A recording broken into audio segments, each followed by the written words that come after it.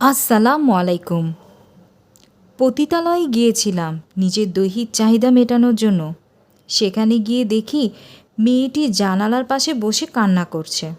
জিজ্ঞাসা করলাম, কী ব্যাপার, তুমি কান্না করছো কেন? এমনিই কান্না করছি, মেয়েটি বলে উঠল। আচ্ছা ওয়েট করুন, আমি পোশাক খুলছি।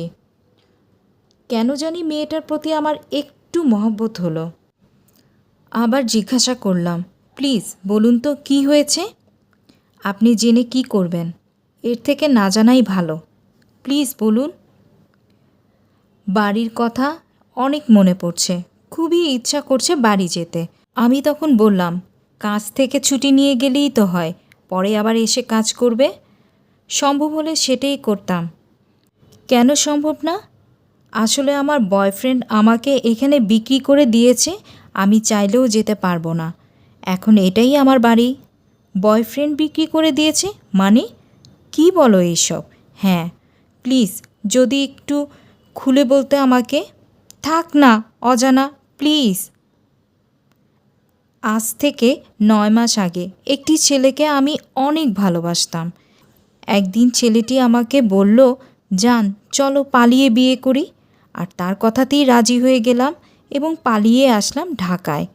তো ঢাকায় এসে 2 দিন একসঙ্গে থাকার পরে সে আমাকে পতিতালয়ে বিক্রি করে চলে যায়। এইসব কি সত্যি? হ্যাঁ। মেয়েটির কথা শোনার পরে বেশ কিছুক্ষণ নিশ্চুপ থাকলাম। তখন মেয়েটি আবার বলে উঠল, কী হলো, কাজ করবেন না? তখন সোজা মেয়েটিকে বললাম, আমি তোমাকে বিয়ে করতে চাই, তোমার সঙ্গে চিরকাল থাকতে চাই। মেয়েটি বলল, মানে? মানেটা হচ্ছে আমি তোমাকে বিয়ে করব, তোমার সঙ্গে থাকব। আপনার মাথা ঠিক আছে তো? আমি একজন পতিতা। সমস্যা নেই, আমি মানিয়ে নিব। তুমি না হয় তোমার অতীত ভুলে গিয়ে নতুন করে বাঁচবে। মেয়েটি বলল, এটা কি সম্ভব? তুমি চাইলে সম্ভব। আমি তো আপনাকে চিনি না, জানিও না। এছাড়া আপনিও আমাকে চেনেনও না, জানেনও না। আমি বললাম, বিয়ের পর আমরা দুজন দুজনকে চিনব, জানব। মেয়েটি বলল, আপনার পরিবারের লোক মানবে তো আমাকে? আমি বললাম, আমার পরিবারে কেউ নেই, আমি একাই। ও, কিন্তু আমাকে এখান থেকে বের করবেন কিভাবে? সেটা আমার চিন্তা। তুমি কি আমাকে বিয়ে করবা? বুঝতেছি না কি বলবো, কারণ একজনকে বিশ্বাস করে ঠকেছি। তখন আমি বলে উঠলাম, প্লিজ একটা সুযোগ দাও আমাকে, আমি তোমাকে ঠকাবো না। কিন্তু আপনি আমাকে বিয়ে করতে চাচ্ছেন কেন, সেটা আগে বলুন। সত্যি বলতে তোমার কথাগুলো শোনার পরে তোমার প্রতি আমার অন্যরকম একটা অনুভূতি কাজ করছে। মনে হয় এটা ভালোবাসা। 2 মিনিটের পরিচয়ে ভালোবেসে ফেললেন? মনে হচ্ছে এটা একটা আবেগ। 2 মিনিটের কথা না, 1 সেকেন্ড দেখেও ভালোবাসা যায়। হ্যাঁ যায়। শোনো, আমি তোমাকে এখান থেকে বের করার ব্যবস্থা করছি। আজকেই আমি তোমাকে বিয়ে করতে চাই।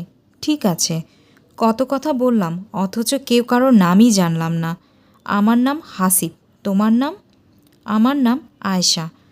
ঠিক আছে আয়শা, আমি আসছি সব কিছু একটা ব্যবস্থা করে। এরপরে হাসিব পতিতালয়ের লোকেদের সঙ্গে কথা বলে 4 লক্ষ টাকার বিনিময়ে আয়শাকে ওখান থেকে বের করে নিয়ে আসে। আয়শাকে বের করার পরে হাসিব সোজা কাজী অফিসে গিয়ে বিয়ে করে। আজ 10 বছর পরে আয়শা একটি সাক্ষাৎকারে বলে, জানেন, আমার স্বামীর সঙ্গে এই 10 বছরে তুই কথাটা হয়নি। আমি রাগ বা অভিমান করলে সে আমার রাগ ভাঙায়, আর আমি ভুল করলে আমার ভুলটা বুঝিয়ে দেয়। সে আমাকে কখনো আমার অতীত নিয়ে খোঁটা দেয়নি। জানেন, এই পৃথিবীতে যদি বর্তমান কোনো সুখী নারী থাকে তাহলে সেটা আমি। সত্যি, পুরুষ তার শখের নারীকে অসম্ভব ভালোবাসে, সেটা আমার স্বামী হাসিবকে দেখেই বুঝেছি। সবাই দোয়া করবেন আমি যেন এভাবে চিরকাল সুখে থাকতে পারি আমার স্বামীর সঙ্গে। সত্যি, কার কপাল কখন সুখ আসে বোঝা বড় দায়। আর ভালো লাগলে ভালোবাসা মন থেকেই হয়। ছোট্ট এই গল্পটা নিয়ে চলে এসেছিলাম। আবারও চলে আসব নতুন কোনো গল্প নিয়ে। আল্লাহ হাফেজ।